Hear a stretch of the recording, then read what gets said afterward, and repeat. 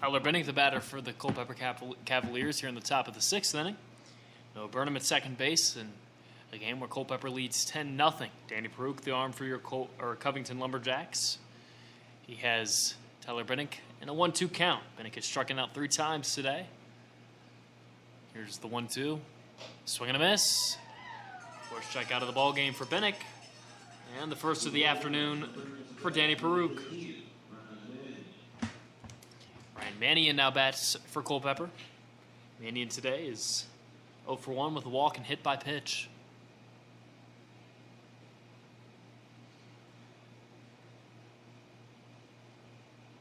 Oh, pitch to Mannion. Check swing. Did he go? Doesn't matter. It's a strike anyways. 0-1 to Mannion. Again, for those just now joining us, we're in the top of the sixth inning with 1 out, a runner at second base. Culpeper leading your Lumberjacks 10-0. 0-1 from Peruke. Low and away. 1 ball, 1 strike.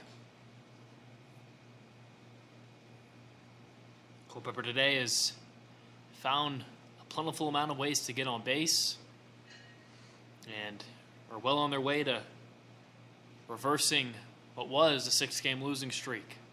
1-1 to Mannion. Off speed has him questioning and not able to get a swing off. Now 1-2.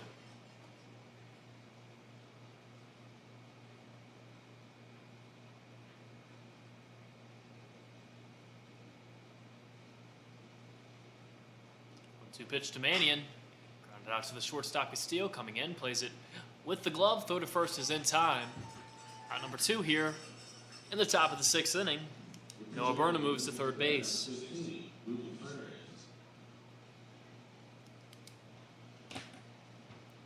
Lucas France trying to add a couple more for Culpeper. Mentioned it earlier today. Culpeper simply trying to enact revenge for what happened to them on July the 3rd.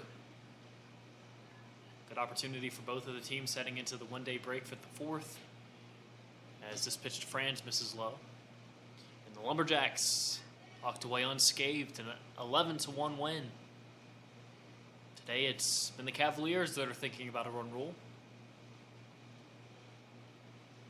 1 ball, no strikes to Franz.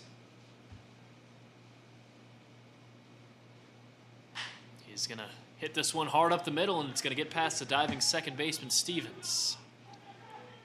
RBI single for Lucas Franz, and it's now 11-0 Culpeper.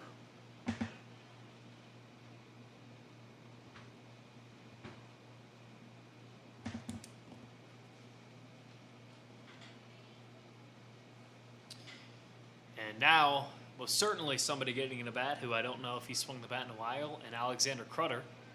First pitch to Crutter. You could tell.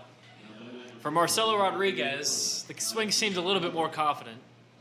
Maybe swinging more recently in high school. Crutter, that swing, the entire body was pulling out of the right-handed batter's box.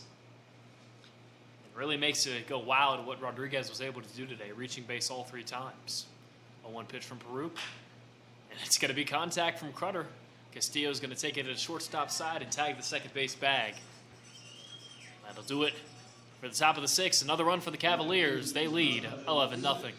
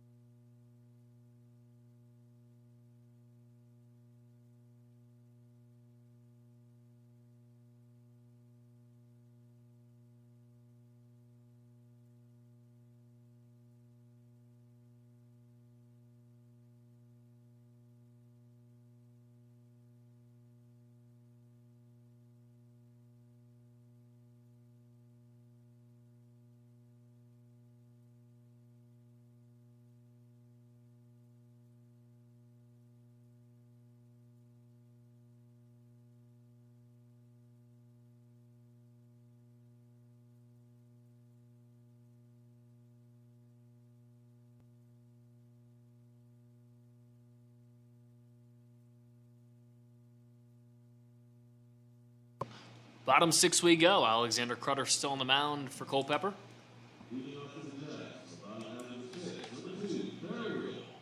We'll get 2, 3, 4 for Covington. Daryl Castillo leads off. Castillo today's 2 for 2 with a double and a single. Stranded both times on base.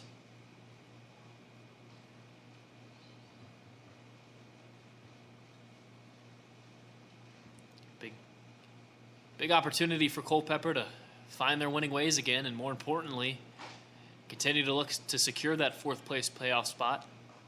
First pitch to Castillo misses away, 1-0. Lumberjacks tomorrow play Stanton. Stanton, bad loss today at Charlottesville, 21-0. As the 1-0 to Castillo, grounded foul towards the Covington dugout. Right into the lap of head coach Rennie Tolentino. It's Rennie's birthday today, so happy birthday, Rennie. 1-1 to Castillo. Who as of late has been the everyday shortstop for the Lumberjacks. 1-1 pitch.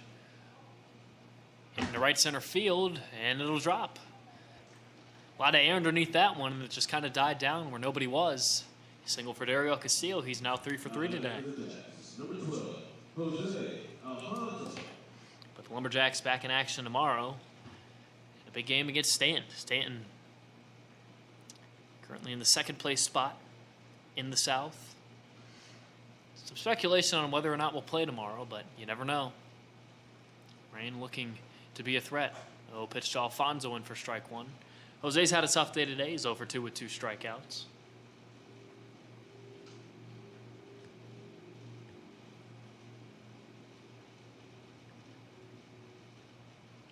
Castillo going to take off from first. Burnham can't really glove it.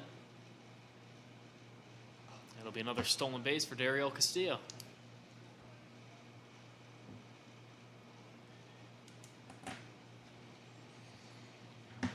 Pitch was called a strike. Alfonso going to look to put a ball in play today. He's 0 for 2 with 2 Ks. The 0-2 from Crutter. Misses away.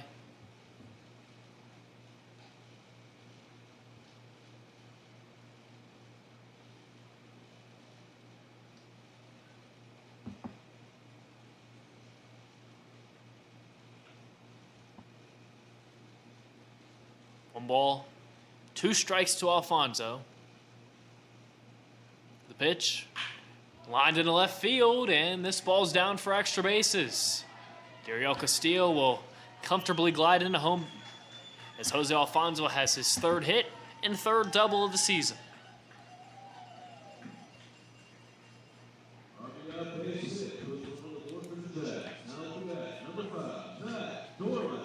Zach Dorlag now gets a chance to bat with the runner in scoring position. Today, Dorlag is 1 for 2 with a single. Led off the bottom of the 4th with a single, and then ended up being a part of a 5-4-3 double play to end the inning. Dorlag's got some light tower power. If he gets a pitch like Alfonso just got, don't be surprised if it's taken out of here. First pitch misses away.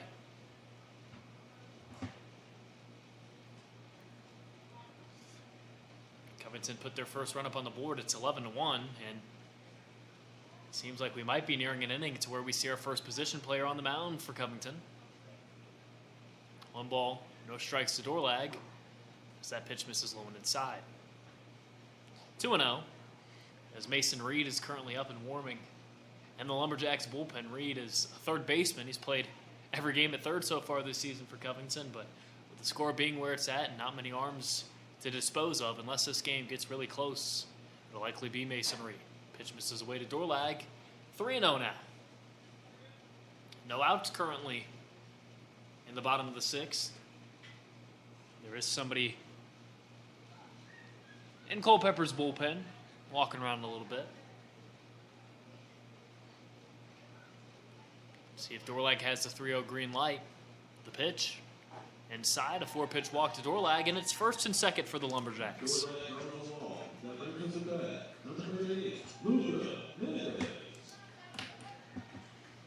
Noah Burnham will walk out to the mound and talk to his pitcher.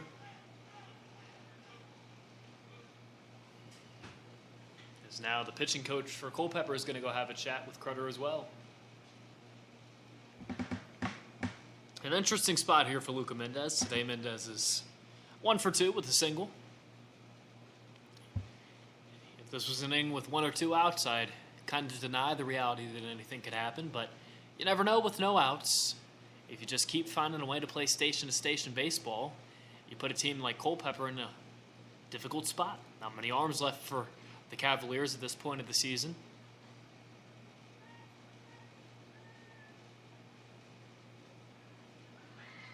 Culpeper leading 11-1. Runners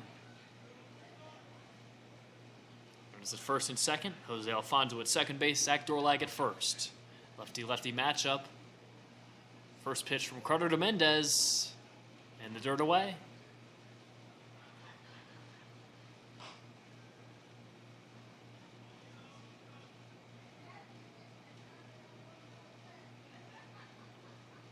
Mendez on the season has 4 RBIs.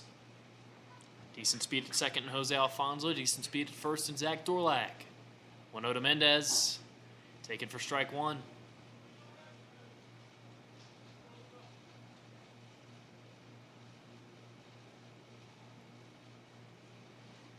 You just kind of want to be pesky here if you're Covington. Don't give Culpeper anything, especially early in an AB. When in the dirt from Crutter, it's 2 balls, 1 strike. Sure, the last thing you want to see if you're Culpeper is a pitcher struggling to throw strikes, especially seeing as how that's how Culpeper's created their lead today. They have 8 hits, but they have upwards of 10 walks. 2-1 to Mendez. Off speed that misses upstairs. 3 balls, 1 strike.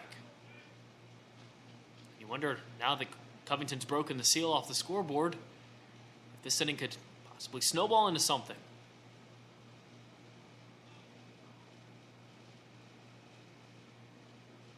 Crutter gets a sign from Burnham.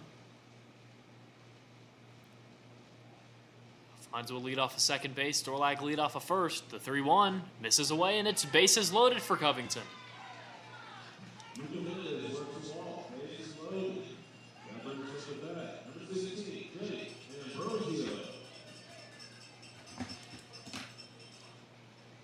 A 10-run ball game certainly is something, but you feel like the Lumberjacks might be 1 swing away from really putting a jolt into that dugout.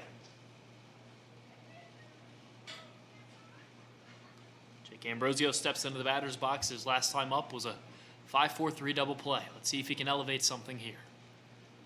A little pitch from Crutter. Fouled back. 0-1.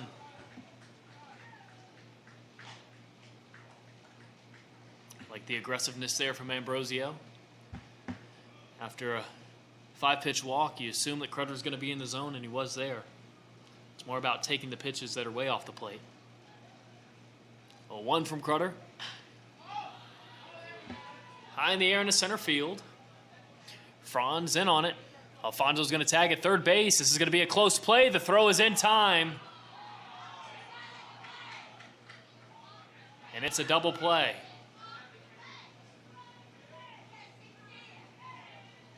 Two outs now in the bottom of the 6th inning.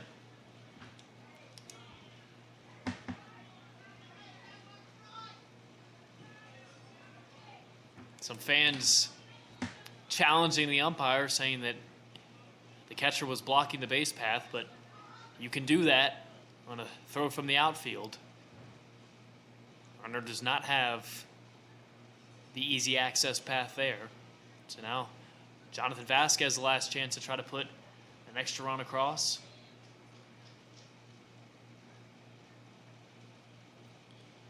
First pitch a strike to Vasquez. It's 0-1.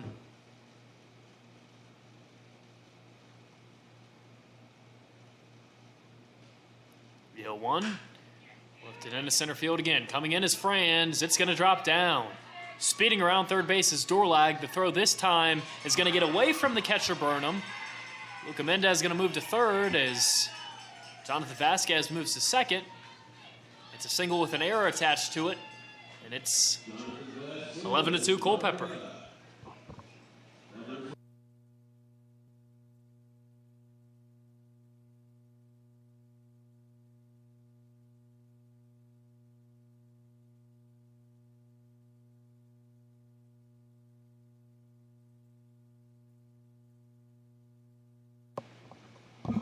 Emery Stevens trying to keep the inning going for Covington.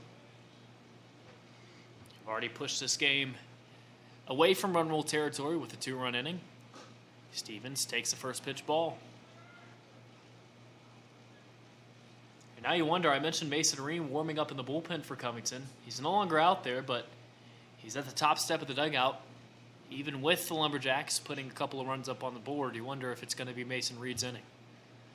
1-0 pitch to Stevens. Downstairs, 2-0. You know, honestly, I default to going to Mason Reed in this situation unless the Lumberjacks can make it I'd say a 5-run ball game is where you start to think about getting somebody up and warming and treating it like there's a threat. But until then, the reality of wasting an arm in a game like this just isn't really worth it. 2-0 pitch to Stevens. Inside, it's 3-0.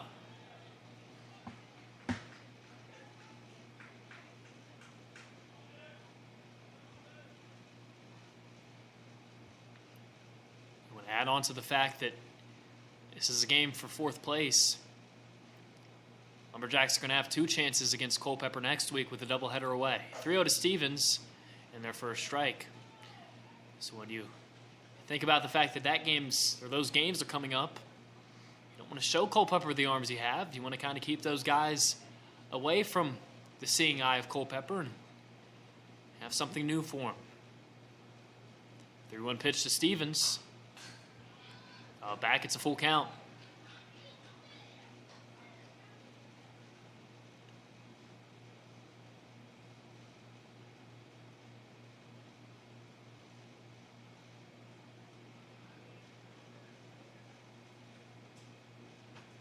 Crowder looking to end the bottom of the 6th inning. His payoff pitch to Stevens is going to be lined through the 4-3 hole. Mendez will come around to score. Vasquez is going to be held at third base. Lumberjacks make it 11-3.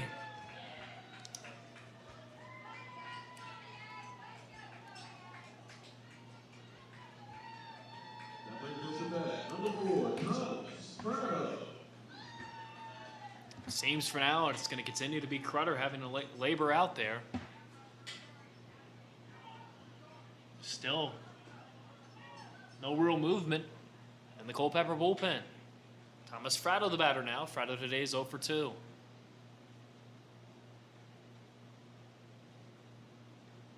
Little pitch from Crowder. Taken away.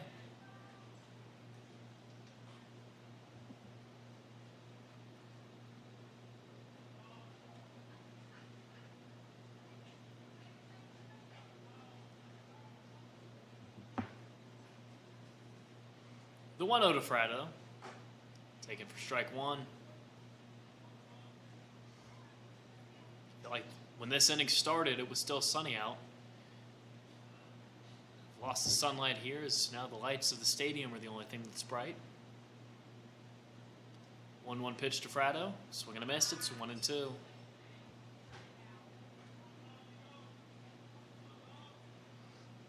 Daryl Castillo led off the inning with a single. Jose Alfonso doubled him in after Castillo stole second. 2 walks, a flyout double play, and then a single is Emery Stevens is going to steal second base. So now 2 runners in scoring position for Fratto after a ball missed low. It's Jonathan Vasquez at third, who continues to reach base, and Emery Stevens at second. 2-2 pitch with 2 outs is grounded through the 4-3 hole. Covington keeps it coming as now Stevens is going to look to score 2 and he's going to be out. No, he's going to be safe. The ball escapes the glove of Burnham. Thomas Fratto gets to second, and what looked like an out to end the inning is instead another run. 5 runs in the inning for Covington, and now a 6-run ball game.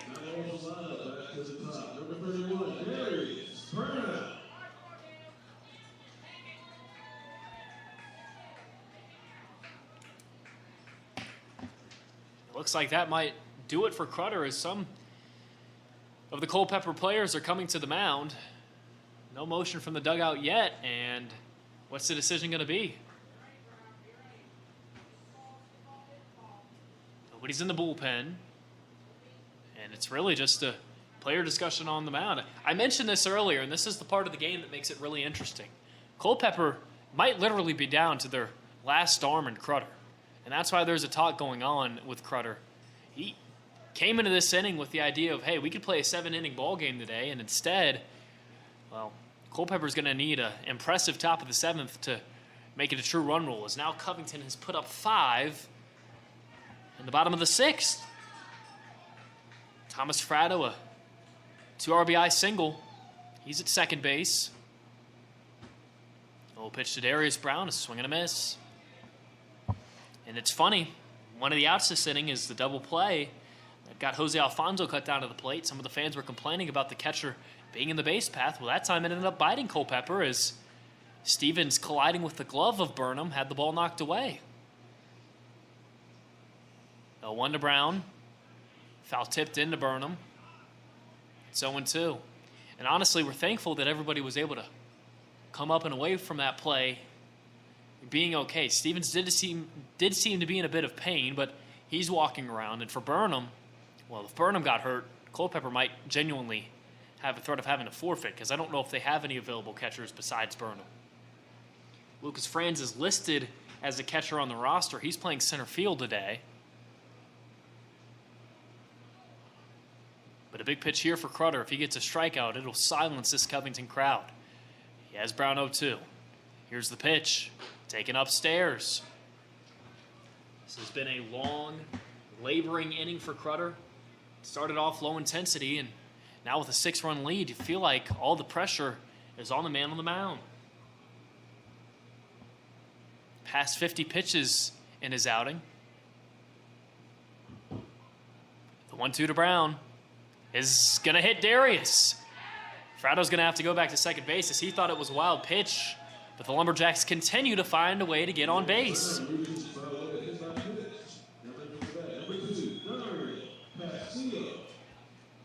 Dario Castillo, who led off this inning, will bat for a second time. Dario today is 3 for 3. I don't know if this is impressive or if it's kind of the tough part of the game, but right now all the Lumberjacks have really done is match Culpeper's top of the first. Culpeper put up 5 runs in the top of the first, and it has been Culpeper ever since then. The Lumberjacks clawing back here in the bottom of the 6th, and with 2 outs, Dario Castillo now bats with a chance to make it a 3-run ball game. Thomas Fratto at second, Darius Brown at first, and now Dario Castillo in the batter's box. Let's see what Dario can do.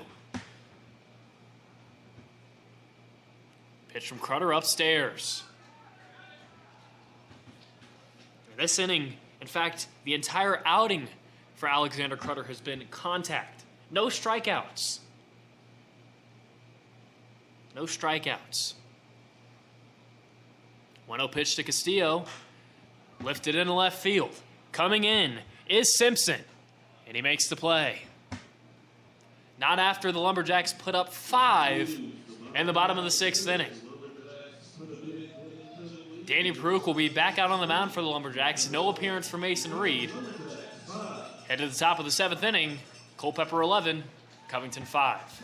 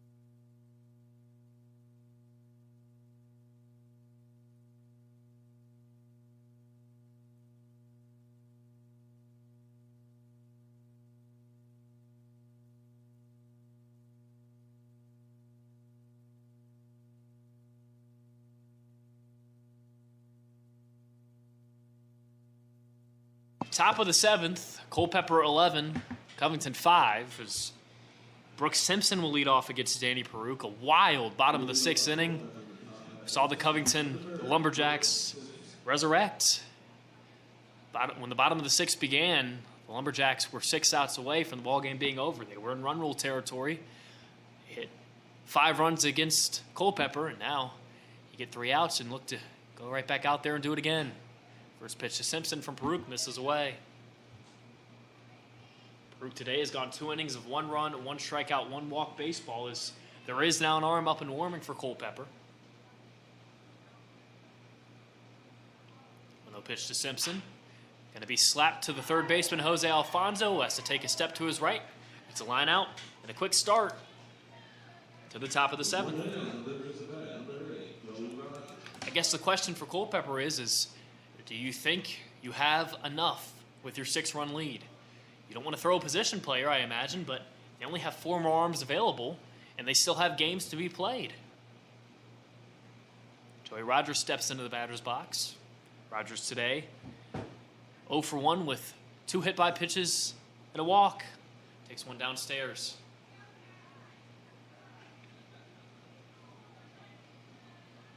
Lumberjacks have availability in their bullpen. But again, the similar question, do you want to have to use another arm?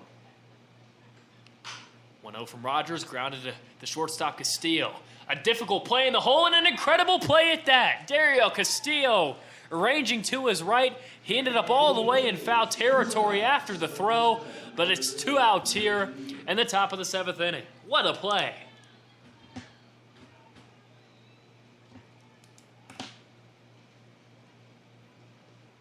Everything seeming to go in the Lumberjacks' direction all of a sudden.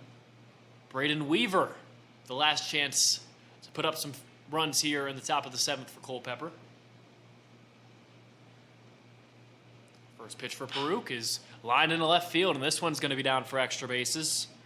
Jonathan Vasquez sprinting to it. Throwing to Castillo, and it's a stand-up double for Braden Weaver.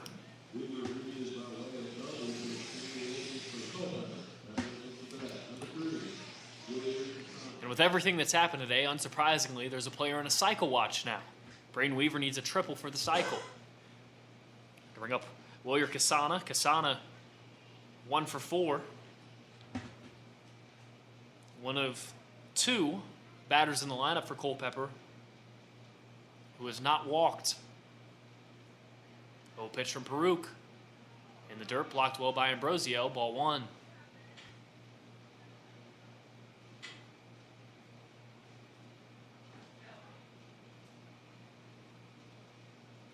One ball, no strikes to Casana.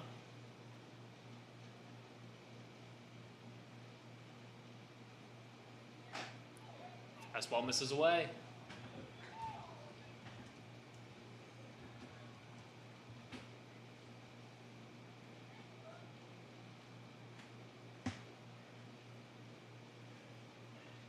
Two and 0. Peruke, the pitch. Swung on and foul tipped. 2 balls, 1 strike. Something that makes this even more difficult for Culpeper if the Lumberjacks can continue to find a way to put something up on the scoreboard. And I say this somewhat unwillingly because I believe it, but it hasn't come true. In the 9 spot, you feel like Culpeper kind of has a free out with now a relief pitcher being in that spot. 2-1 pitch to Casana, grounded foul down the third base line. It's 2-2. It's one thing for a starter like Marcelo Rodriguez, who looked like he had gotten some swings in his high school career to be batting. But then for Alexander Crutter in his AB, you could tell that he hadn't swung a baseball bat in a while, and I can't imagine that any other pitcher today for Culpeper has that much of a swing either. I could be wrong, but just keep that in mind for the future. The 2-2 pitch to Casana, fouled back again.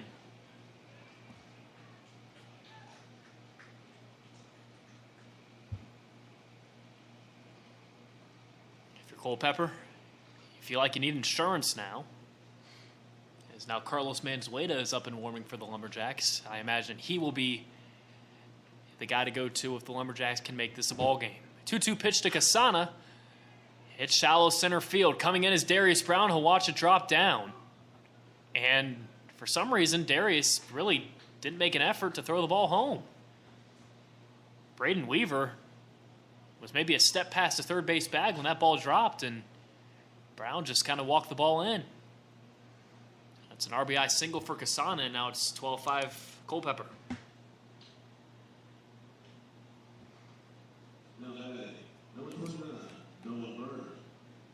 Any other game, you're maybe not questioning the decision not to throw that ball as much, but if you saw what Culpeper was doing last inning, throwing the balls in from the outfield, you'd think that the Covington Lumberjacks would give it a shot, but no, it's an RBI single for Casana, and a 7-run lead for Culpeper.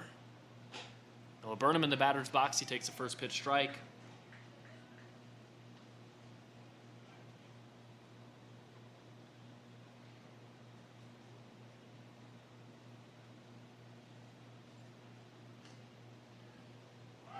Casana going to take off as this one's hitting the air to right field. Luca Mendez is there for out number 3.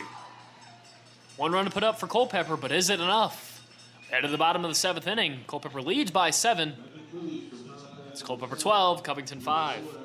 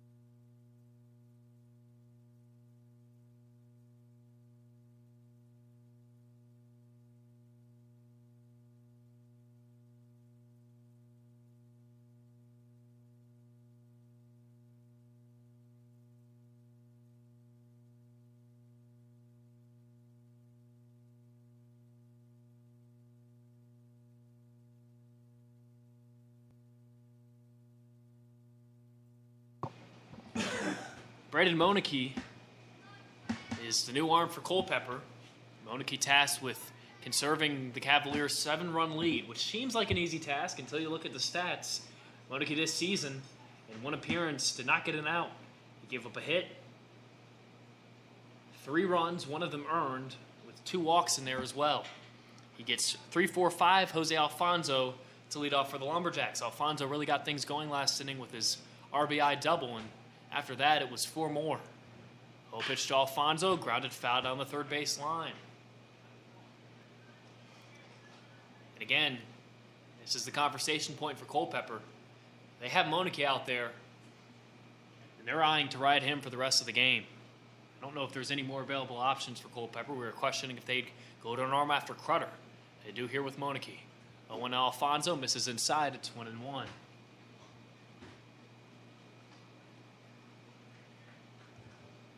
Monike from Iona, another Virginia native. Faces Jose Alfonso, who's 1 for 3 with a double and 2 strikeouts. Good ground this to one of the shortstop, Rogers. Up with it, throw to first is in time for out number 1 in the bottom of the 7th inning.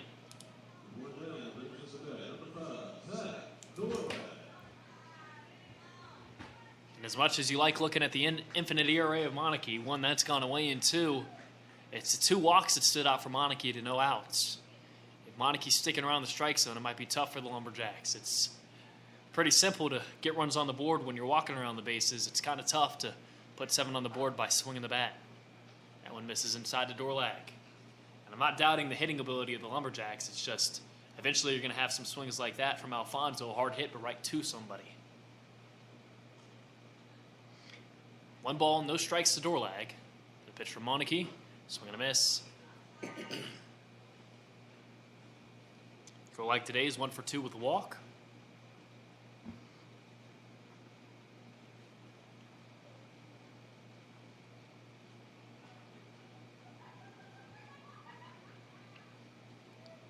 The 1-1 to door lag. Lifted incredibly high in the air to left field, but well foul. It was a moonshot that cleared the building out there and left. Unfortunately for Dorlag, it's just a long strike from Monike.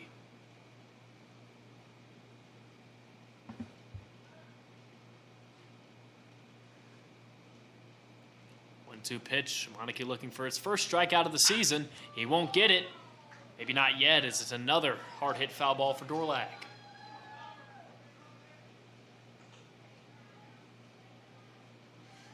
Dorlag can just center a baseball up here, even it out a little bit. He might be running for a little while.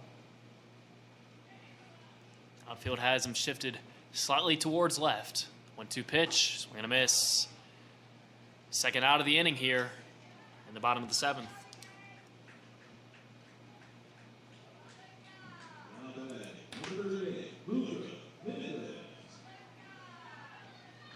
Luca Mendez now the batter. Luca is 1 for 2 with a walk.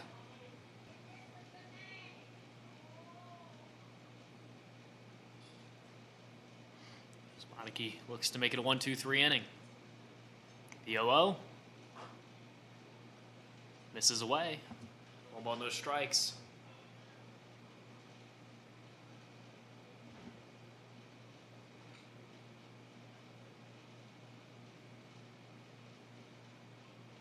No pitch to Mendez.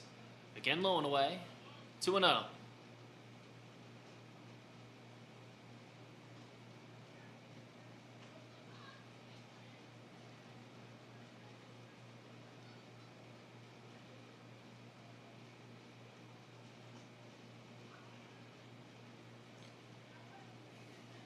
Pitch with 2 outs to Mendez in the dirt.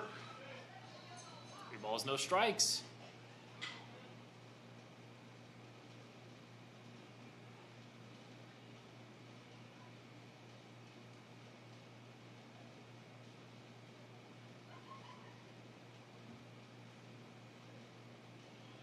Three-0. Mendez taking all the way, and it's a 4-pitch walk to Luca Mendez.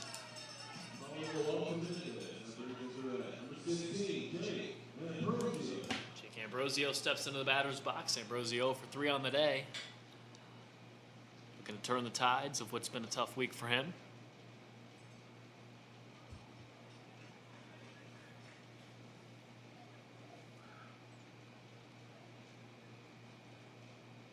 Again, the difference of Monike to Crutter is consistent strikes until that at bat to Mendez, but he does have 2 outs. Pitch to Ambrosio. Taken inside, 1-0.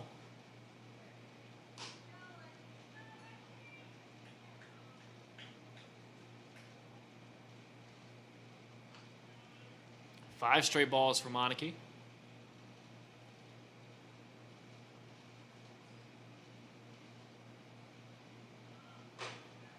Gonna back pick Luca Mendez, who's back in standing. The pitch was called a strike.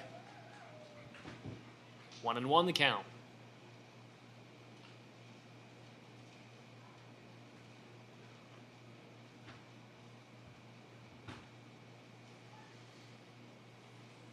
Lumberjacks just trying to find anything here in the bottom of the 7th, down 7. This one in the dirt. 2-1 the count.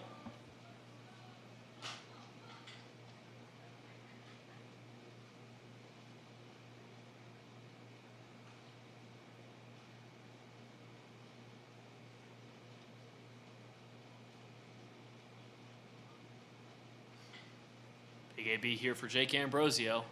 The 2-1. Swing and a miss. It's 2-2.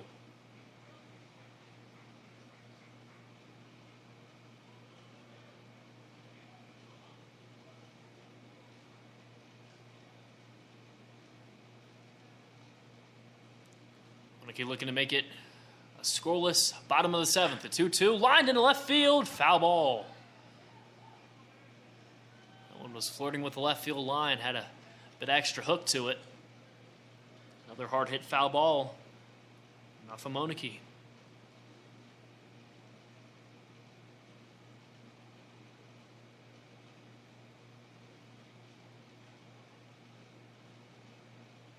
Time taken at the plate.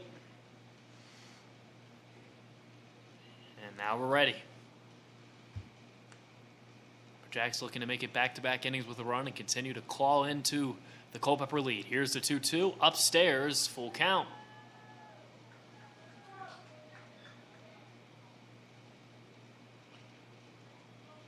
Luca Mendez will be off and running. Jonathan Vasquez in the on-deck circle. Vasquez so far in his Covington career has reached base in all 7 of his plate appearances. Will it get to him? The 3-2 pitch is upstairs. It's a walk for Ambrosio. And the Lumberjacks continue to find a way on base.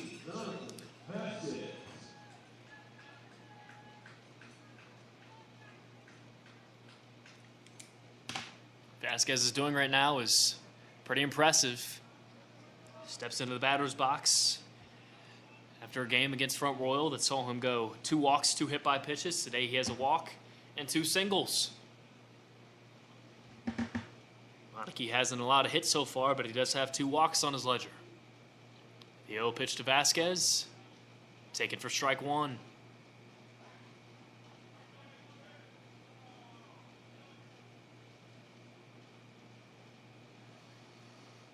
The ball's on strike. Luca Mendez at second. Jake Ambrosio at first. The pitch. Taken low. Monarchy was really dialed into the strike zone of the first 2 ABs of this inning. He hasn't had it since then. Get Vasquez work another long AB. 1-1 for Monarchy. Launched into right field. And this one's going to tail all the way into the Covington bullpen. Another long strike. It's 1-2.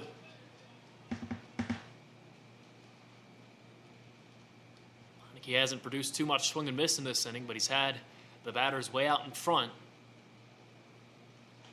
Now looking for a second strikeout in the 3rd out of the inning. Mendez at second, Ambrosio at first. The pitch to Jonathan Vasquez is again pulled foul down to the right field line. Exiting the ballpark was that one.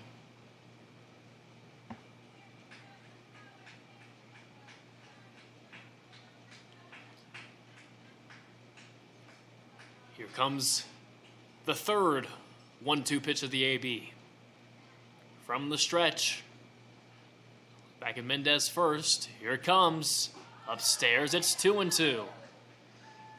That's where Monarchy's been. It's either in the strike zone, hittable, or a ball that misses pretty badly. Vasquez looking to continue to add extra life to the Lumberjacks. Bottom of the 7th. 2-2 pitch with 2 on. Take it away. It's a full count now.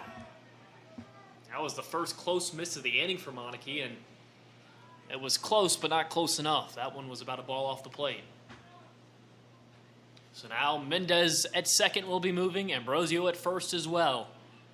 Monarchy looking to keep it a scoreless. Bottom of the seventh, Jonathan Vasquez looking to reach base again. Here comes the 3-2. Fouled back into the netting.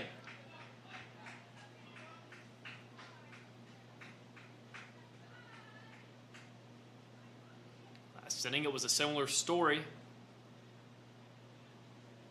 Dariel Castillo with runners at first and second. Batting for the second time in the bottom of the sixth. Fly out to left. Jonathan Vasquez looking to do something different here. The full count pitch. Lifted foul to play. And they got to give credit where credit's due. No matter how this game ends up, the Lumberjacks bats have fought. And they fought valiantly. This is not the first time tonight that we've seen an AB that started off 1-2 or 0-2 and get fought back to full. Not the first time we've seen an AB go well over 7 pitches. Everybody in the lineup today is hungry to find a way on base. Can Jonathan Vasquez, again, can he do it again? The full count pitch, swing and a miss. A huge strikeout for Braden Monarchy. And a scoreless bottom of the seventh for the Lumberjacks. Hit to the top of the eighth inning. Culpeper leads 12-5.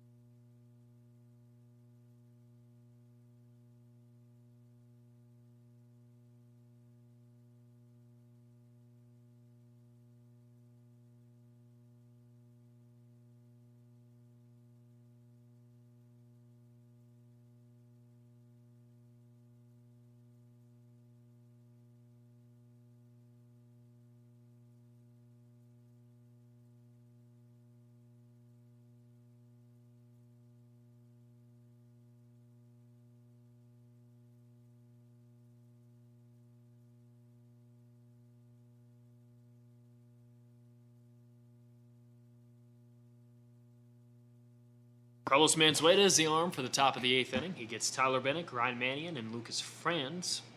Takes over for Danny Peruke, who went 3 innings of 5-hit, 2-run baseball. He enters as Culpeper leads 12-5.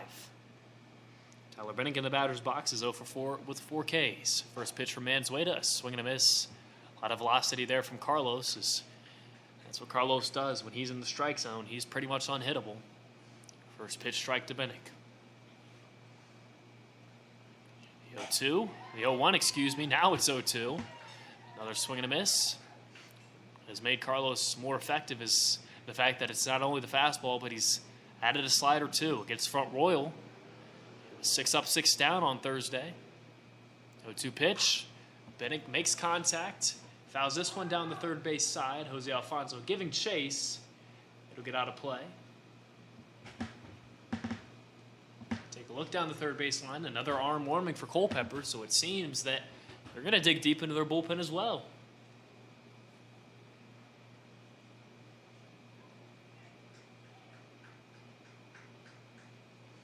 But for now, it's Tyler Bennett looking to avoid his 5th strikeout of the day. Carlos Manzueta looking to get his relief appearance started off the right way. The 0-2, slider that misses away, but you can see that much changed off speed for Carlos. Originally, it was something that he never really had a hold of. Try to go backdoor there, that's always tough to land. Another 1-2 to Bennick. Fastball fouled back again. Alfonso giving chase, but this one was out of play off the bat. We'll stay at 1-2. Here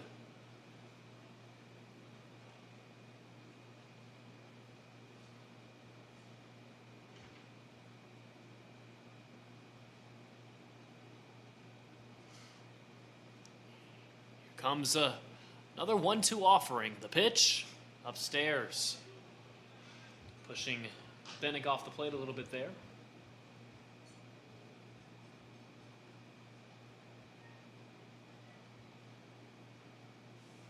Two balls, two strikes. And a swing and a miss. Carlos Manzueta. A strikeout of Tyler Bennick, the fifth of the day for Bennick, and out number one at the top of the eighth inning. This is a game that I'm sure Carlos has been looking forward to facing this team against Culpeper way back towards the start of the season on June 16th. A game in which the Lumberjacks led as much as 7-1 as this pitch to Ryan Mannion misses upstairs. It's 1-0. Manzueta went 2 1/3, and those first few innings he looked great. And towards the latter half, he ended up giving up 5 runs for the Merns and a home run. 1-0 pitch to Mannion misses inside.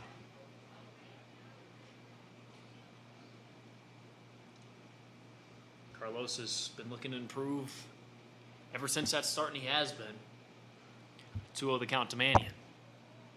He's been much more effective around the strike zone, and that's a big difference with his velocity, as there's a swing and a miss. Having a conversation with some of the players last night, they truly believe that if Carlos can really rein in his velocity, if he adds some more to the off-speed, he has potential to be a future MLB reliever. 2-1 to Mannion, misses away. He already has a max velocity of 98 miles per hour. He did that in the winter at Western Oklahoma State College. As the 3-1 pitch to Mannion is going to clip him across the chest to hit by pitch. See, that's the problem for Javi, is that he occasionally has pitches that just don't do its job.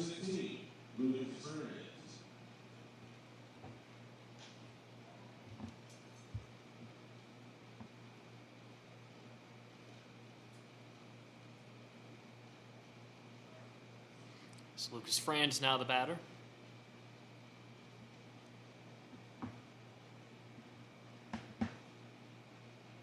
Oh, pitch to Franz. Upstairs.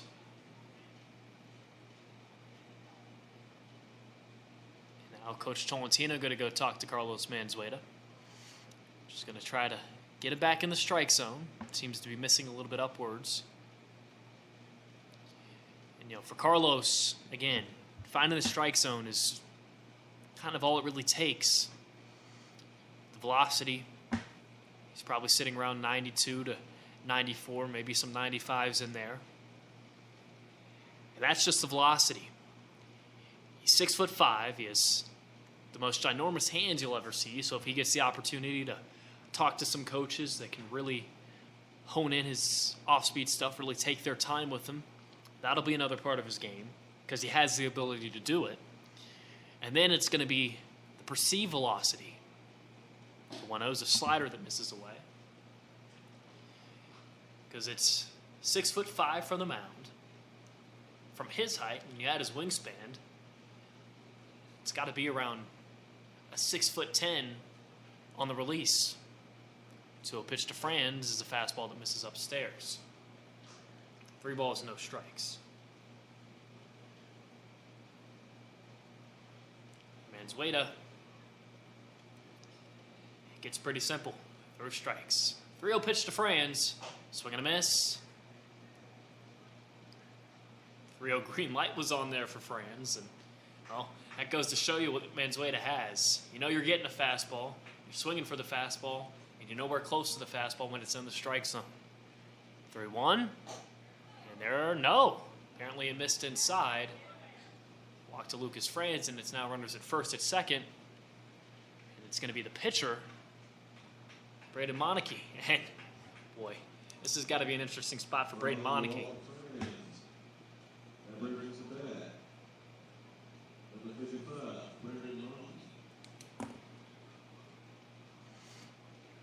He looks like he's got a legit batting stance to him.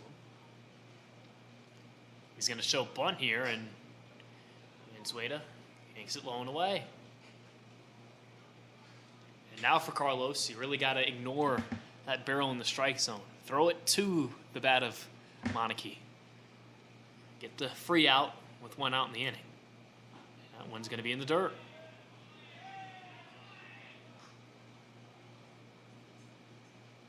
Two balls, no strikes to the pitcher, Braden Monike.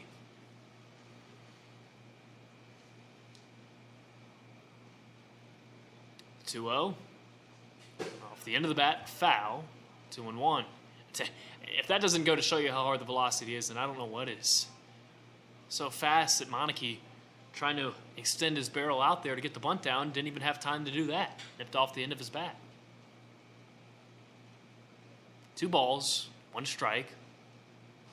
And Monique stepping out, couldn't keep his barrel in the strike zone that time. It's off the end of the bat again, and it's 2-2. Now, back to the whole throwing strikes conversation. Sometimes you need to throw strikes because you're facing good batters and you're not going to get them out throwing balls. Other times you need to throw strikes because you have a guy in the batter's box who has no interest in swinging the bat. He swings it there. The bat made it to third base. The ball made it into the glove of Jake Ambrosio for out number 2.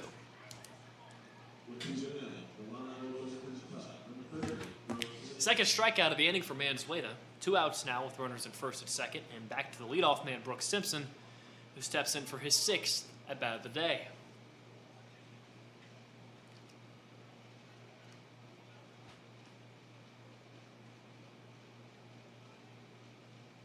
First pitch to Simpson. This is low and away.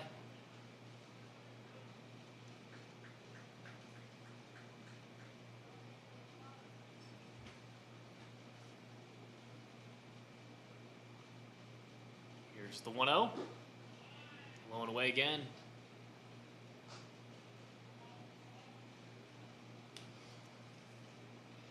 Same trend in this inning that the Cavaliers have rode for the majority of the ball game. Both runners on via the free variety, a hit by pitch and a walk. Check on the runner at second. Manzueta didn't throw it.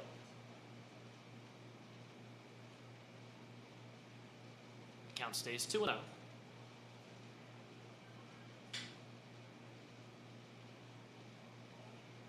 Two 2-0 pitch from Manzueta. Misses away. 3 balls, no strikes.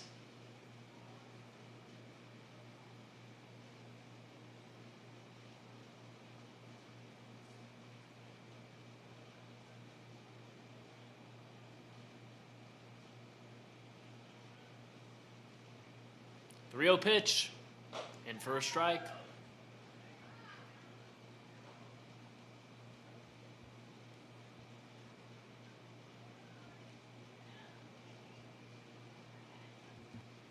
So far today, 12 base runners have reached without needing a hit. Swing and a miss there from Simpson, and it's a full count. Reality, there's basically 2 outcomes of this AB, a walk or a strikeout.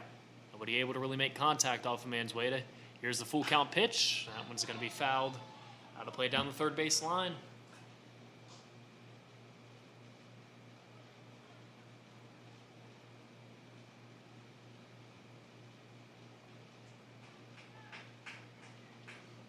Buggy day here in Covington, Virginia. Manzueta trying to escape the top of the 8th without a run. Fouled back by Simpson. Do the full count pitch again. So it seems that Simpson has Manzueta timed up pretty well. For Carlos, it's just about continuing to hammer the strike zone. Your best versus his best. Simpson today has 1 hit, a double in the top of the 5th. The full count pitch again. Foul tip, straight back.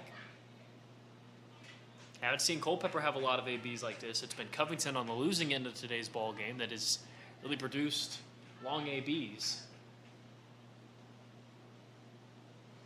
Simpson dialing up a change here for the Culpeper lineup.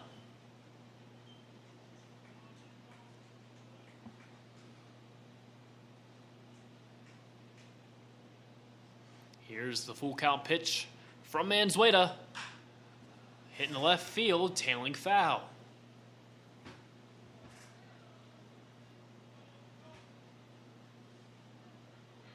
Franz and Manning getting work out as the last few pitches they've been running to the base ahead of them just to run back.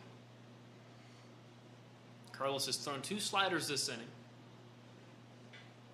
One missed away, attempting the backdoor, and another was well spotted, one low and away. Is there any chance that Carlos brings out a changeup or a slider here? Full count pitch to Simpson. Another foul ball.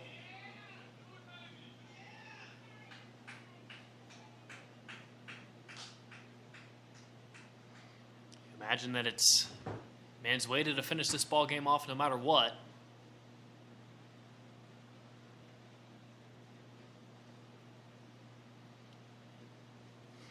How quickly he finishes this game up all depends on what Brooks Simpson does. Simpson continuing to battle. Both runners will be on the move. Another full count pitch from Manzueta. A swing and a miss. 3 strikeouts for Carlos and a scoreless top of the 8th inning. You head to the bottom half, Culpeper leads 12-5.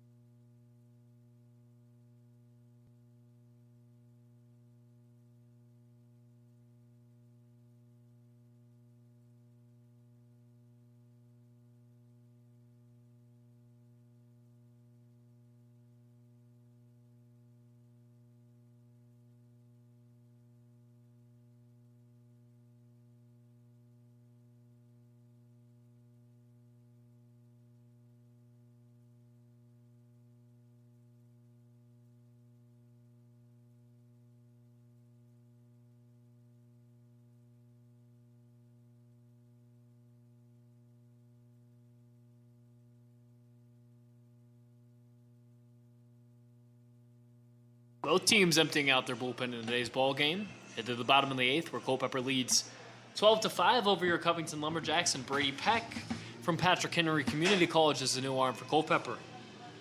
Braden Monarchy's day is done. He goes an inning of scoreless, no-hit, 2-walk baseball, as Brady Peck gets Emery Stevens to lead off the bottom of the 8th. Carlos Manzueta blanks the Culpeper lineup for only the 2nd inning today. Brady Peck enters this ball game with a 13.5 ERA and 9 in the 3rd. Emery Stevens showing bunt on a first pitch strike.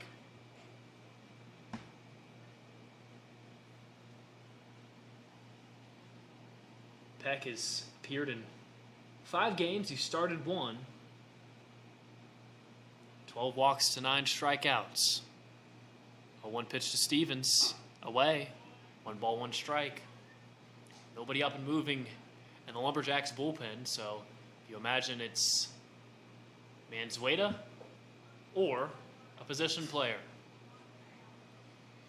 1 ball, 1 strike to Stevens. Pitch from Peck.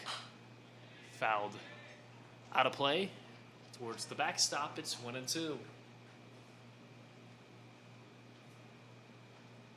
Batters enter this ballgame against Peck with a .275 batting average against.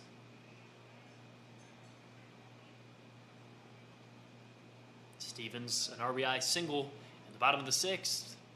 Look to find a way to reach base here. Time taken as home plate umpire reminds Peck that you got to make eye contact with the batter before you come set. It's just a warning. As Peck readies for the 1-2 to Stevens. Slider hit off the end of the bat. Coming in is Wilyer Casana with a first in time, out number 1, the bottom of the 8th inning.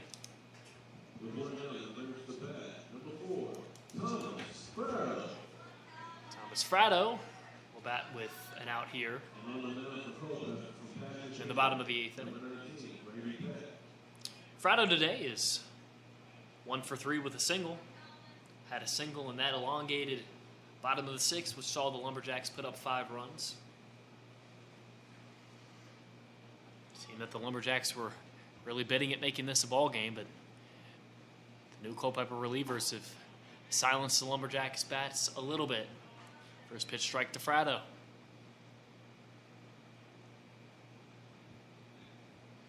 If you're curious why both of these teams are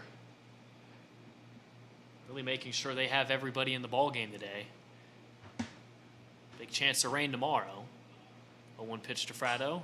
Fouls this one out of play towards the left side. It's 0-2 here in Covington. And according to Apple Weather, which is honestly the most unreliable thing you can get, but it's the quickest, it's about an 85% chance with 60% chances at 3 and 4 o'clock. Basically, it's going to rain tomorrow, and if it doesn't, it's because we're in Covington where no radar seems to get it right. Rest of Virginia, I wouldn't be surprised if it gets rain.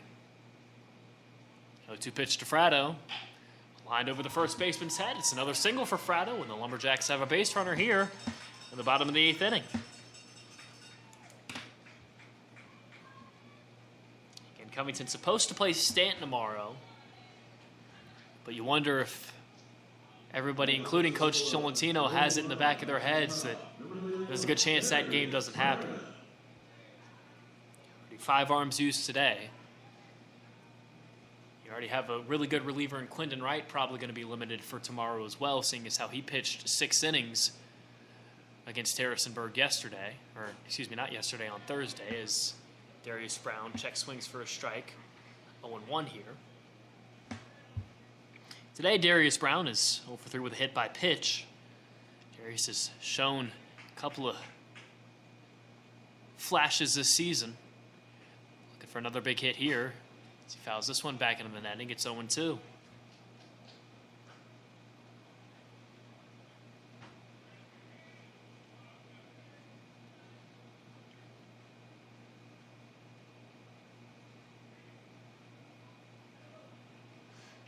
No balls, 2 strikes.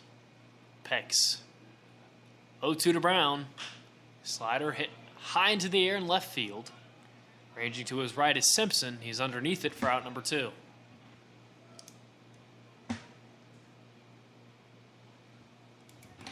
Daryl Castillo, the last chance here in the bottom of the 8th inning. Castillo 3 for 4 with a ground out. Excuse me, a fly out. That fly out was a big one. It ended the run in the bottom of the 6th inning.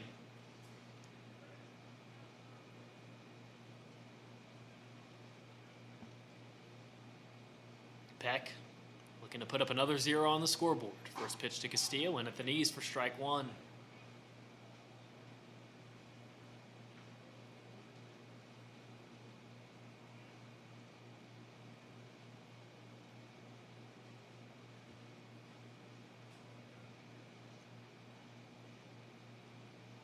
A 1 pitch to Castillo, an off speed that misses upstairs, 1-1.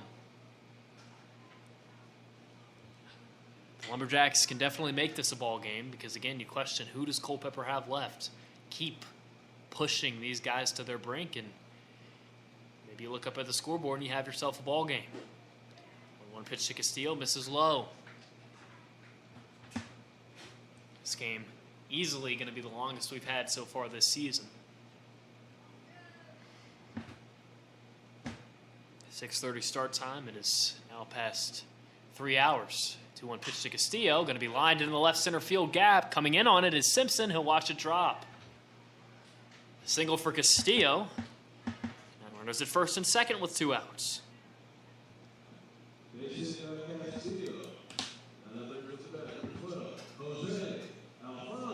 Good news for the Lumberjacks. It's another inning with runners at first and second. Bad news is the bottom of the 6th and the bottom of the 7th both ended with 2 outs and runners at first and second.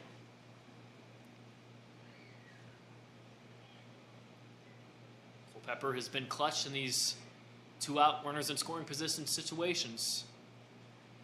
The Lumberjacks flip the script. The 0 to Jose Alfonso, and off speed for strike 1.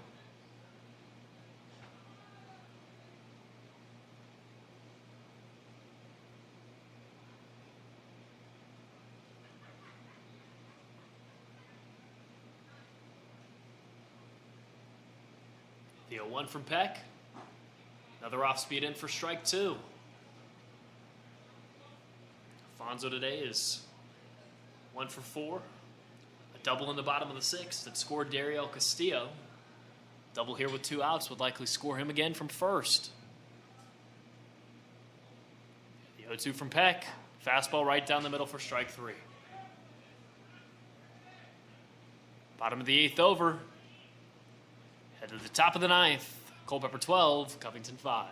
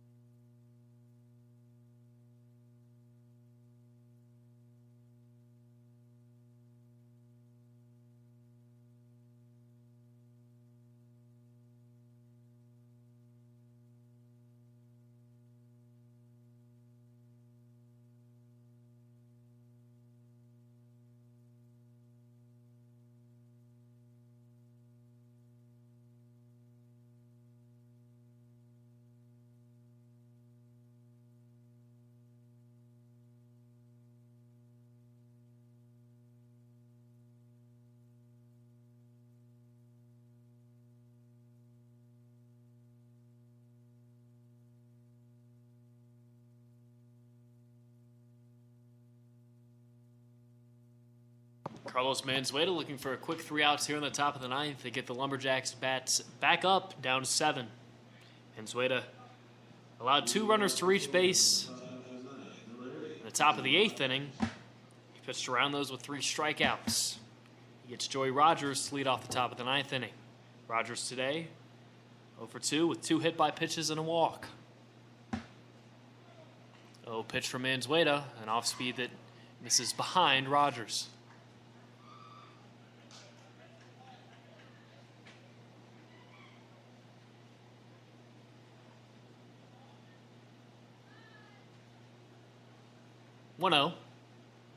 Manzueta's pitch. Fastball grounded softly to the shortstop. Castillo has to play it up with a hop. Good throw to first is in time. Number 1 in the top of the 9th inning.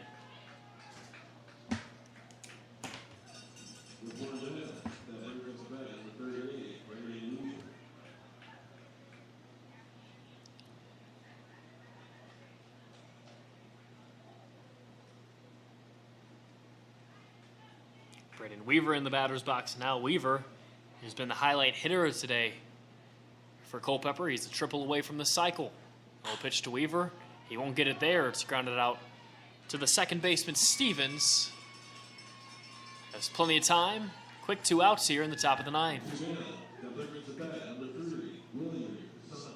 William Casano, the last chance to add a couple more insurance runs.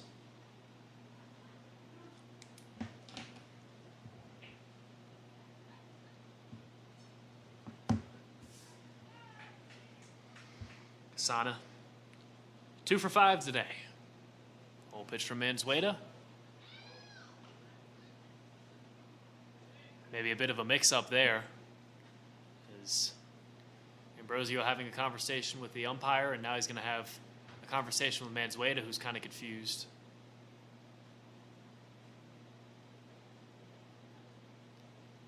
One ball, no strikes.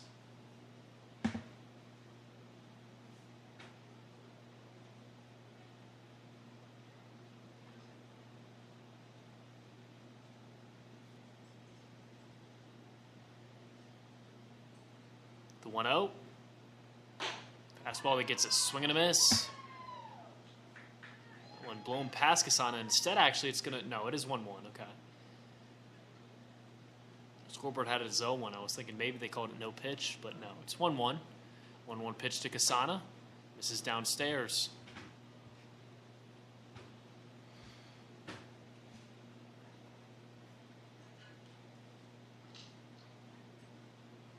Two balls, one strike to Casana. Fastball that is fouled back into Ambrosio, and that one might have hurt a little bit. Don't know where exactly it got him at, but he's walking around. Hope he's okay. Needs one more pitch to go back and relax. He does bat next inning, but maybe down 7 runs, they'll pinch hit for him and give him a chance to stay off his legs.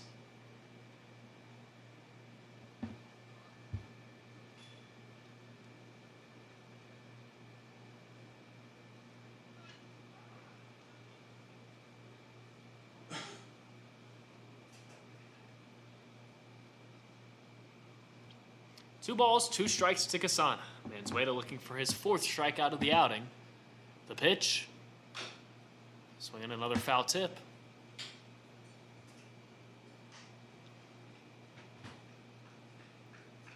Today's been another different story for Manzueta as he continues what has been a short but dominating run.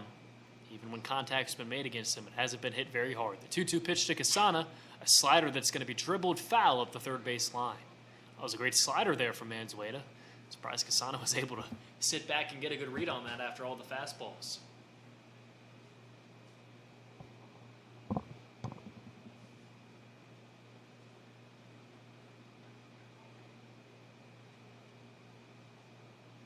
Two balls, 2 strikes, 2 outs here in the top of the 9th inning. Casana's seen all of Manzueta's arsenal. Here's the 2-2. Poked down the right field line towards the Covington bullpen, foul.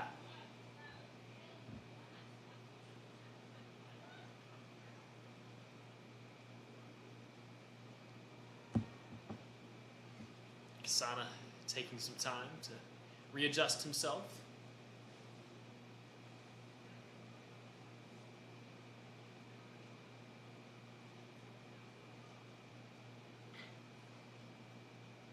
Another 2-2. Swing and a foul tip past the glove of Ambrosio. Stay here again. It's back-to-back innings to her with 2 outs. The batter is valiantly fighting against the velocity of Manzueta.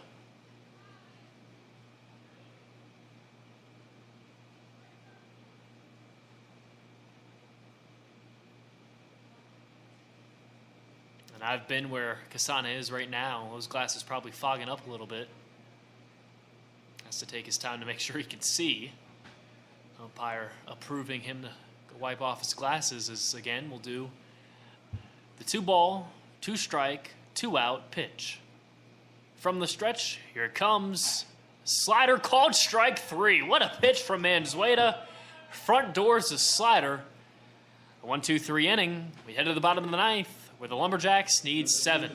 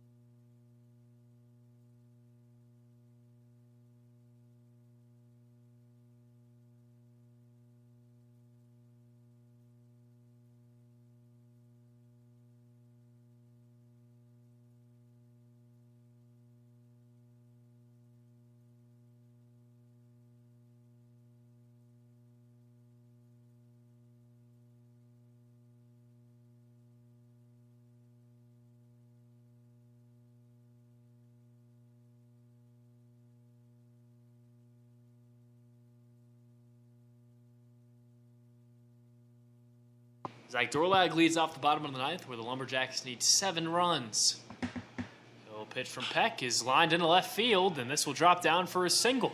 That's the right way to start off a potential rally. Zach Dorlag leadoff single in the bottom of the ninth inning.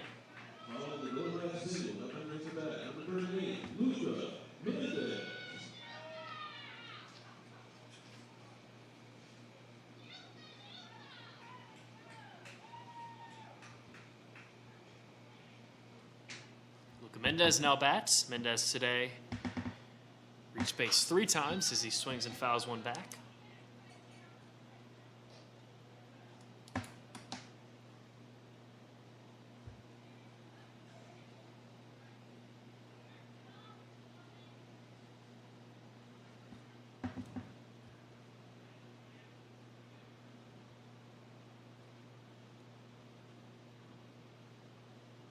One to Mendez, misses away. 1 ball, 1 strike. Brady Peck out for his second inning of work. Escaped trouble in the bottom of the 8th inning with 2 runners on and 2 outs. Got a strikeout of Jose Alfonso. 1-1 pitch to Mendez. Taken upstairs, it's 2-1.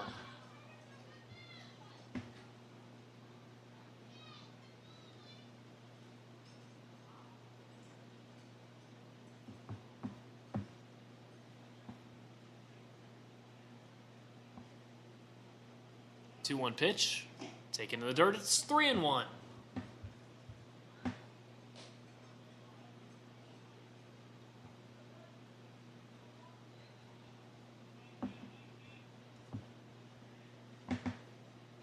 Dorlag at first base, he led off the inning with a single. Mendez looking to reach with a walk, the 3-1. Taken upstairs for ball 4. Back-to-back runners reach to lead off the bottom of the ninth. Maybe the Lumberjacks have something cooking here.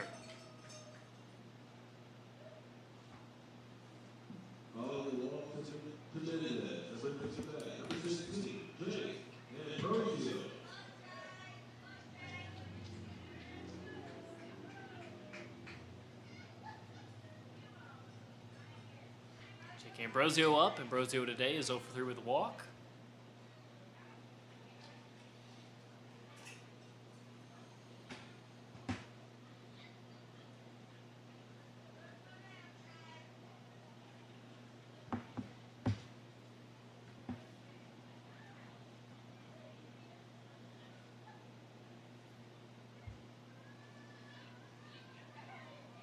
Full pitch to Ambrosio. Taken inside. 1 ball, no strikes.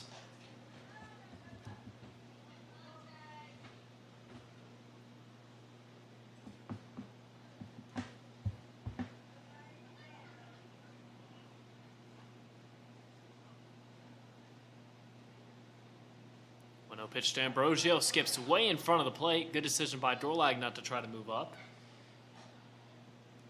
It's a 2-0 count now as Peck having troubles finding the strike zone. Nobody up and warming in the Culpeper bullpen.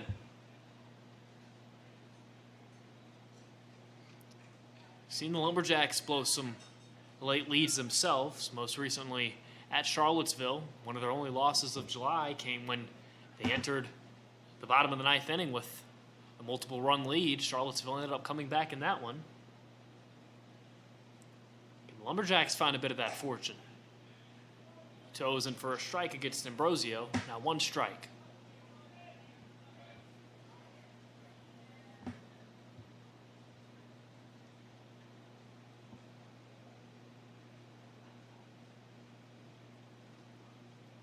Peck's 2-1. Swing and a miss, it's 2-2.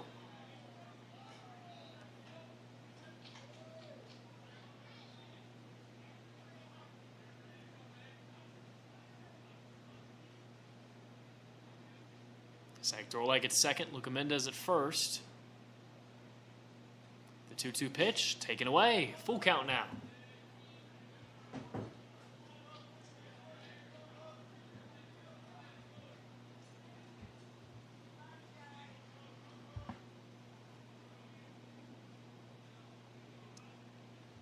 Ambrosio, by any means, trying to find a way to reach base. Here's Peck's full count pitch. Taken away, it's another walk, and it's the bases loaded with no outs for the Lumberjacks.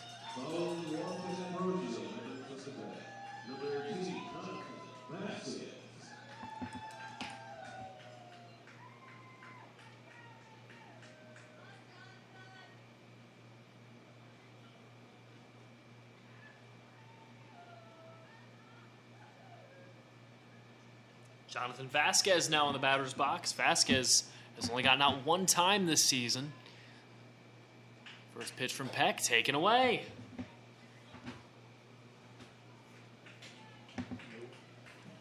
Still nobody up and warming in the Culpeper bullpen.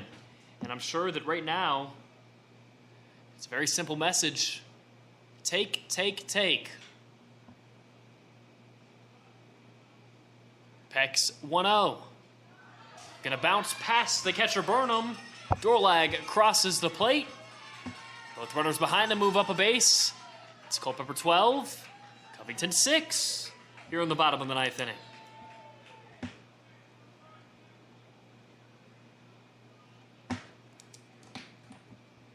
Again, a very apparent message, I imagine, for all the batters.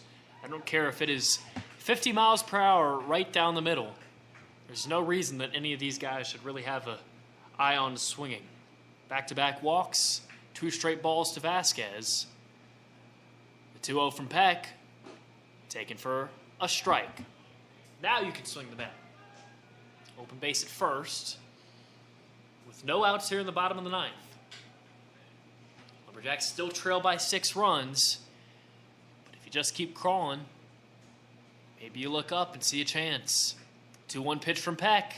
Inside, 3-1. The incredible part right now for Peck is I feel like when he throws strikes, they're just clipping the corners. Pretty hard to swing at. Yet all of his balls are bad enough misses to where you're not ever going to get a swing out of them. Here comes the 3-1 to Vasquez. That's going to hit him. Bases loaded for the Lumberjacks. Again.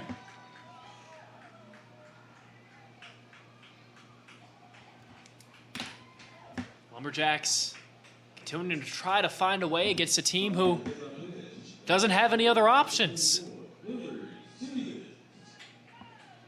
Seems that now somebody is up and warming in the Culpeper bullpen. But for Culpeper, if their game tomorrow gets played, well, they might have to start a position player. I don't really know what they do. Henry Stevens today, 1 for 4 with an RBI single. But I'm sure that he has the red light right now. Whole pitch to Stevens. Takes it inside, ball 1. By all means, this has not been the best ball game you'll ever watch, but it sure has had its ups and downs. One too many walks for, I'm sure, a lot of people's likings, but Lumberjacks making it competitive. 1-0 to Stevens. Away. 2-0. And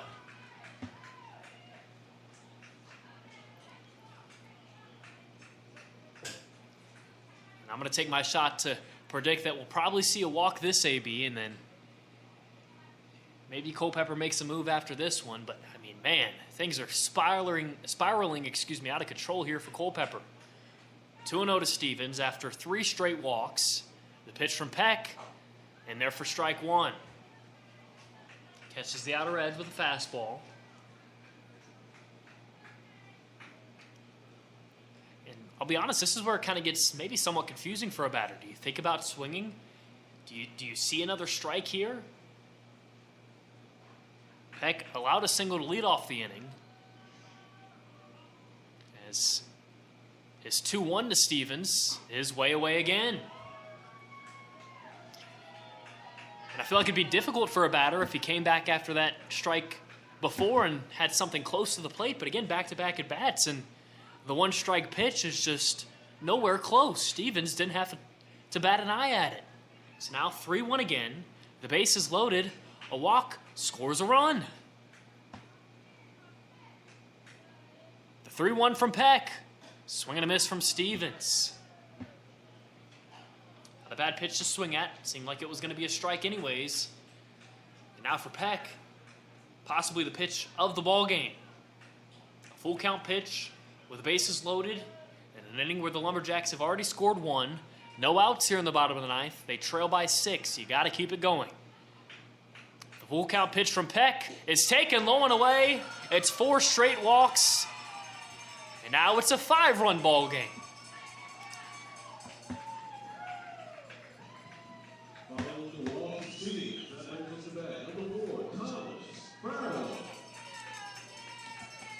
Pitching coach for Culpeper taking a slow walk to the mound.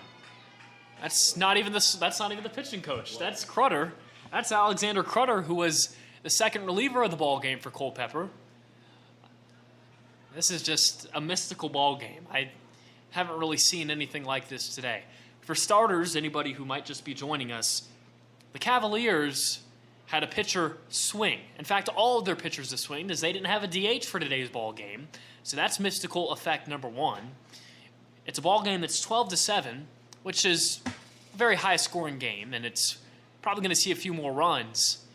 But, and I say this with genuineness, only 23 hits. It's not the hits that have been scoring the runs today. It's been the walks. Now, 4 straight walks for Culpeper, and still on the mound is Peck. Brady Peck is still on the mound. 4 straight walks. Thomas Fratto steps to the plate. Now, the one thing that Peck has going for him, and it's something that all pitchers have going for them in a bases-loaded scenario, is it takes 1 ground ball to basically put this game out of reach. That's what Fratto has to be wary of, although, again, I imagine he's not swinging. The 0 pitch from Peck is right down the middle for strike 1. Culpeper has somebody loosening up in the bullpen. No catcher out there to even catch him.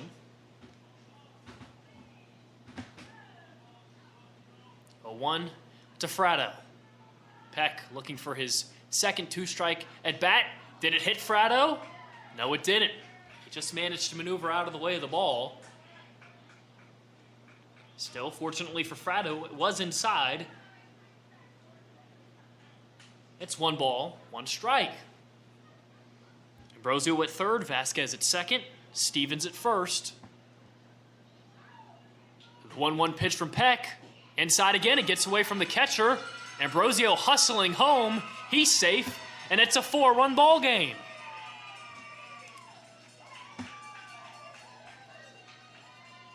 Second time this inning that a runner scored on a wild pitch. Now the double play out of order, which really hurts the hopes of Brady Peck.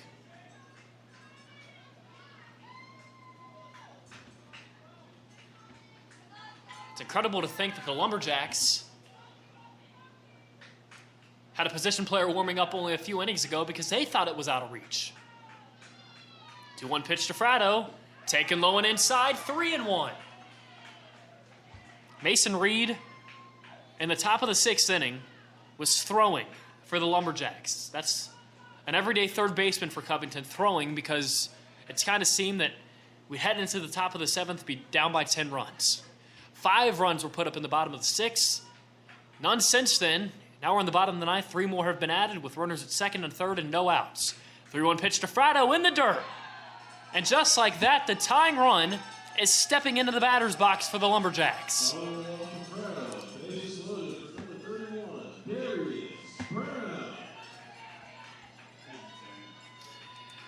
The Culpeper Cavaliers will make a change with the bases loaded and nobody out here in the bottom of the 9th inning. 3 runs have scored off of Brady Peck after 5 straight walks and a single.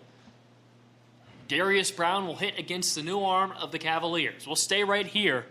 I mean, folks, this has just been something that, again, I don't think anybody will ever see again. This has been a baseball game that has exaggerated many of what can happen in baseball.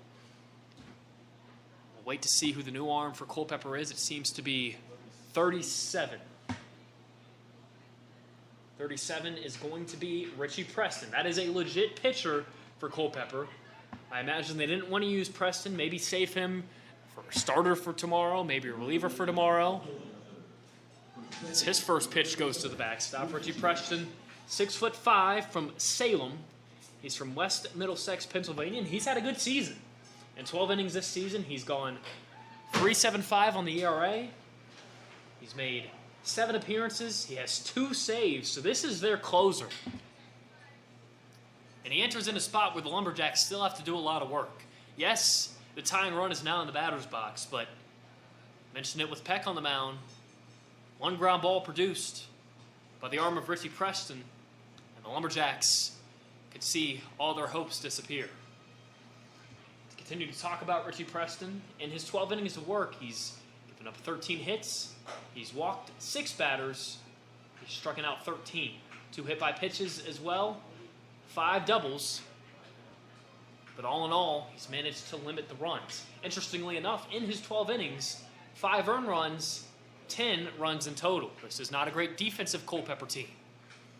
Their defense really needs to be focused on making a play in this situation. Here we go. Bottom of the 9th, 3 runs already on the board for the Lumberjacks. It's Darius Brown batting with the bases loaded, representing the tying run. And I'll just put it out there because why not? Darius has 3 home runs this season, and last time these 2 teams faced off, Darius had a home run. Oh, pitch to Brown's taken upstairs. It's another ball. I find it hard to believe that the next arm for Culpeper would add to the walk chain, but you never know. 5 straight walks for the Lumberjacks, and Richie Preston's first pitch is a ball as well. 1-0 pitch to Brown, taken for strike 1.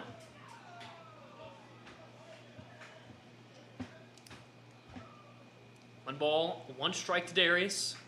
Today, it's hit by pitch, surrounded by 4 outs. 0 for 4 with a hit by pitch. 1-1 pitch to Brown, swing and a miss. It's 1-2. And that's where the tough part of this inning comes. You watch 1, 2, 3, 4, 5, 6 straight guys reach on not competitive at bats. Maybe you fall asleep a little bit. Brown has to wake up real quick here. Preston looking for the first out of the inning. The 1-2, swing and a miss. And Culpeper has their first out of the bottom of the 9th.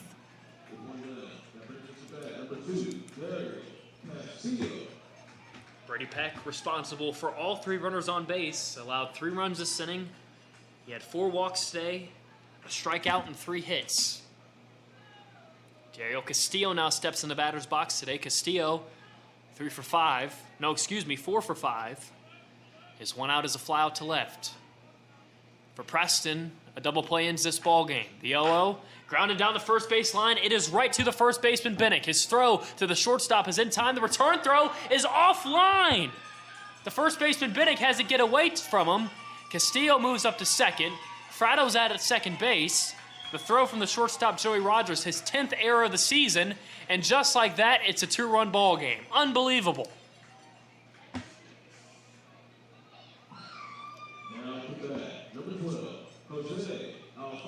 You can't assume a double play, so it'll be a fielder's choice and then an E6 on the throw that allows Castillo to reach second.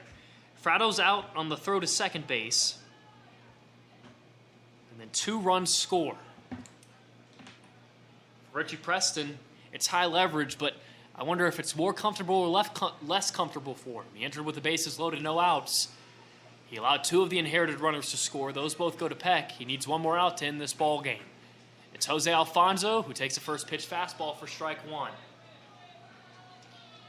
No matter how this ball game ends, you have to tip your cap to both the sides that have fought with what they've been given. Lumberjacks down 11 runs entering the bottom of the 6th. It's a 2-run ball game now. A 1 pitch to Alfonso, a swing and a miss, and the Lumberjacks are a swing away from losing this ball game. Alfonso struck out with 2 runners on and 2 outs in the bottom of the 8th. Trying to make up for it here. Preston looking for the save. The 0-2 pitch, grounded. The shortstop Rogers ranging in the hole. He doesn't have a play. Off his glove for a single for Alfonso, and Zach Dorlag, batting for the 2nd time this inning, represents the winning run. Dario Castillo moves to third base. It's not over yet.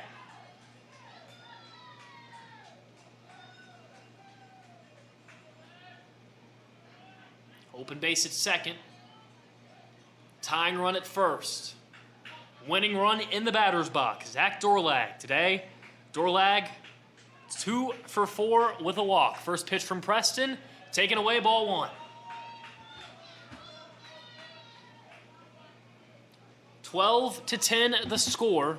It was 11-0 Culpeper. 1 ball, no strikes. The pitch to Dorlag. Swung on, popped up, out of play.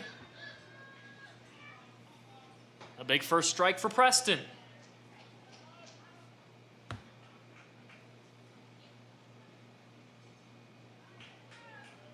This game is nearing 4 hours of total time.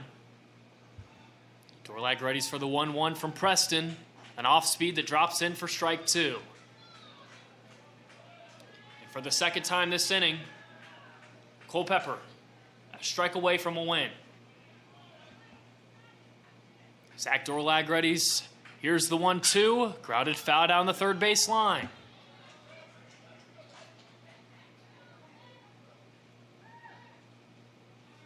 Everybody from both sides on the top step, awaiting the biggest pitch of the ball game here.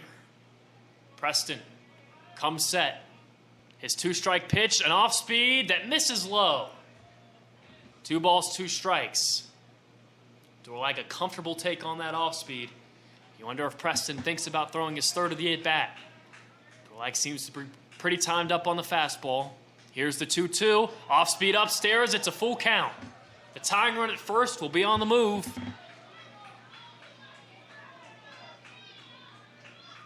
Ricky Preston still only needs a strike. The Lumberjacks need that runner from first to cross home plate. Here's the 3-2. It misses low and in. The bases are loaded once more for the Lumberjacks.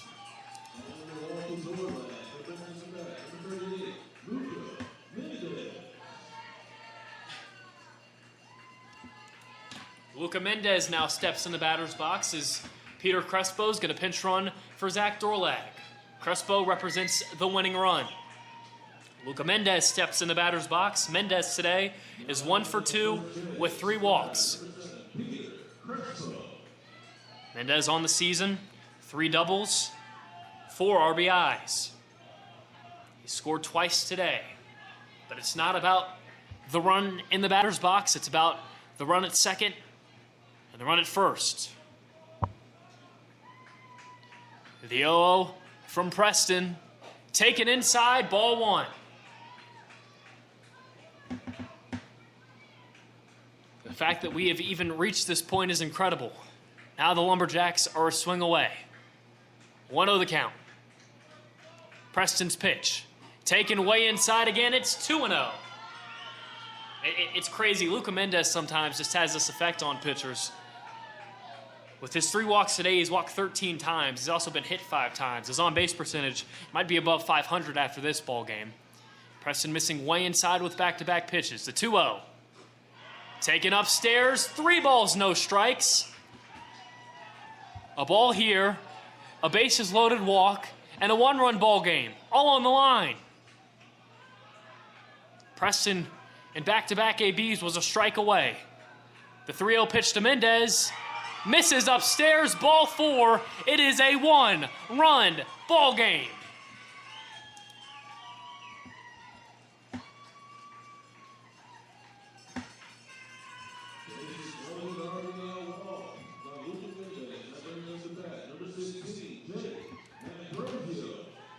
Another mound meeting is Alexander Crutter, who pitched in this ball game, takes his infield to meet at the mound. The scenario is pretty simple. An out and you win it. A walk and it's tied. It'll come down to Jake Ambrosio, who, like Luca Mendez, had walked in his last few ABs. In the bottom of the 9th, a.k.a. this inning, Jake Ambrosio walked and came around to score. In the bottom of the 7th, Ambrosio walked and was left at first base. Besides that, Ambrosio is 0 for 3. He bats with his mom in attendance, who makes her way all the way from Pennsylvania. Not often you see an at-bat as crazy or as important as this. Preston with a tying run at third base. The 0 to Ambrosio, strike 1. This inning has seen I mean, this is an insane amount. 1, 2, 3, 4, 5, 6, 7 walks this inning for Culpeper. Preston on the front foot here. The 0-1 pitch to Ambrosio, an off speed that drops in for strike 2. Here we go. One pitch from Preston can do it. He's had the Lumberjacks backs to the walls twice this inning. The 0-2 pitch to Ambrosio, off speed away. 1 ball, 2 strikes. Preston, looked very uncomfortable throwing to the lefty Mendez. Different story here against Ambrosio. He's been near the strike zone with each pitch. 12-11 the score. Bases loaded. The 2-out, 2-strike pitch up the middle. Coming in as a center field Franz. It's caught, and that'll do it. That'll do it. What a game from both sides. Richie Preston and the Culpeper Cavaliers survive here in the bottom of the 9th. But not before the Lumberjacks scratch their way back, down 11-0.